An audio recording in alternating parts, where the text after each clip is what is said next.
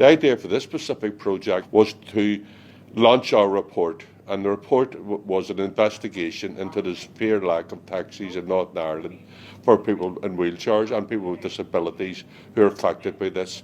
So what we did initially was Dermot set up a number of interviews with wheelchair users, and we done them by Zoom. I would always sit in on the call, but Dermot done the interview. At the end, Dermot would let me, if I wanted to ask a few questions, but we just kept it relaxed and easy, and so people could just have that chance to talk about their experiences, and some of them were very poignant, some of them were moving, people who just can't go out at night because they might get a taxi to go out, but will they get a taxi to come back? That to me was just shocking. And then once we had that batch of interviews done, we then approached the Minister for Infrastructure, Liz Kimmins. We interviewed Stephen Anton from Photocab, the taxi company. We interviewed Michael Lorimer, the disability sector. But I think this report is now on public record, that this issue is now, which has been talked about for years and years and years. We now have a piece of journalism work led by Dermot Devlin, who's a strong advocate of disability rights. Dermot is stamped all over this report, and so it's their voice saying about these issues. Well, disabled people, we feel like we're a part of society. We are part of society.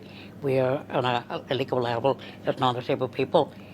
But when we can't access services, like go out at night for a bit of crack or go to the shop during the day, and there's no taxis available, we feel isolated. We feel that we don't belong. We feel that non-disabled people shun us, and it reinforces the medical model that non-disabled people have on us, that we're just an afterthought of what life is about.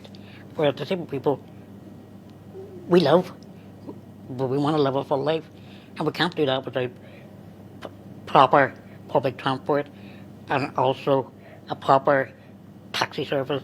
You know, not just in Belfast, but in rural areas as well, such as like in Omagh, in Skillen, and areas like that, and into the countryside, like Greencastle, Carrickmore, because we want to get out there, but taxis stop at 6 o'clock. How are we going to get home? So we stay at home, because we could get stranded. The ministry is only for another 2 years, and Stormont will then go back to elections.